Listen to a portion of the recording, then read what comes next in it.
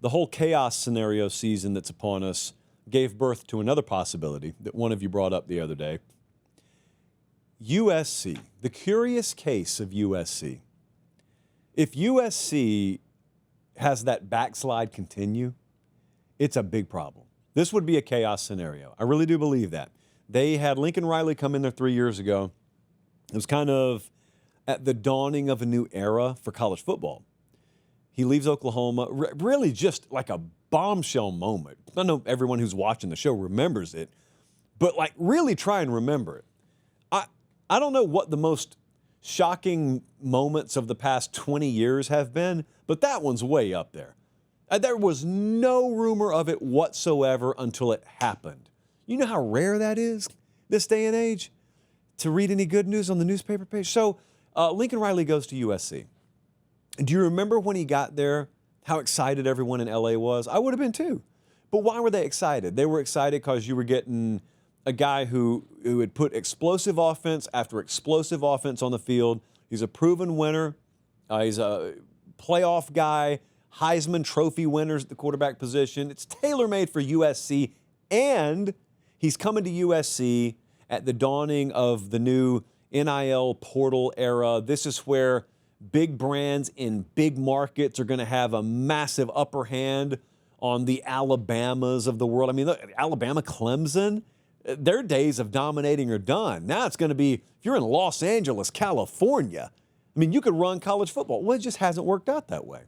Because it turns out this sport's still pretty tough. Still pretty tough. 11-3 the first year. Looked like they were off to the races. 8-5 the next year. 7-6 last year. And a bunch of one-possession losses. Now, the widely held expectation is that they'll bounce back from that this year. Full disclosure, I believe that.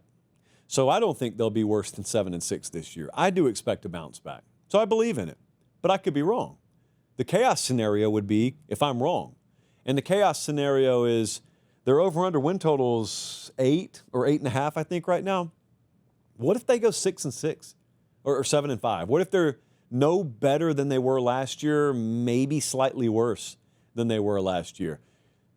Think about the can of worms that opens. No one has faith in Lincoln Riley anymore if that happens. Nobody. Very few people would have faith in him.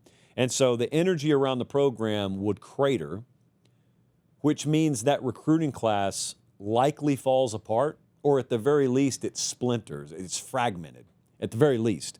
And that's the genesis of a lot of the momentum around the program right now, is we just brought a new GM in. We got this whole new approach to recruiting, and we loaded up on the front end. We kind of went and got ultra aggressive. They already got like 50 commits, not quite that, but they got a loaded class with verbals already. Pen hasn't hit paper yet. Let me cut in really quick and ask, look, prayer hands, please subscribe to the channel if you haven't already. And if you think you're subscribed, check and make sure. Over 50% of you aren't. It's free, it doesn't sign you up for anything, and it helps us keep the show free, college football year-round, the way God intended it. All right, back to the clip.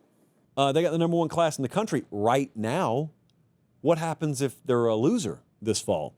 And then you got to ask yourself this. All right, if the recruiting class starts to fall apart, you've got that. You've got Lincoln Riley with back-to-back losing seasons now. He's regressed every year since he got here. We're opening brand new facilities. I mean, I'm telling you, a year from now, what you're supposed to be saying is USC just bounced way back, and we just signed a top 5 recruiting class, and we're debuting brand new facilities, and everything's pointing up for Southern Cal football. That's what you're supposed to be saying. But all those tumblers have to fall into place. Most importantly, you got to win on the field, or else it could all fall off the cliff. Then what do you do with Lincoln Riley? I have no answer for you. It's not in my game plan. When I'm forecasting right now, I am not forecasting that for USC. And so if I'm forecasting 75 degrees tomorrow and I wake up and it's 46, I don't know what to do. I'm not dressed for it. I'm not prepared for it. I don't know what to do. So that would truly be a chaotic scenario. And remember, you're in the Big Ten. The Big Ten's not going to sit around and just kind of chill while you get your you-know-what figured out.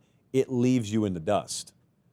You don't have the benefit of knowing no one's going to pull away from you. They will pull away from you.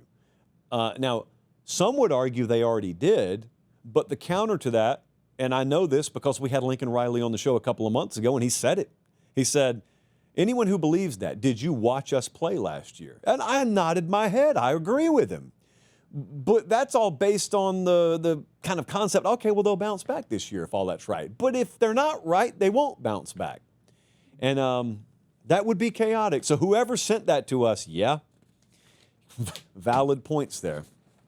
Valid points.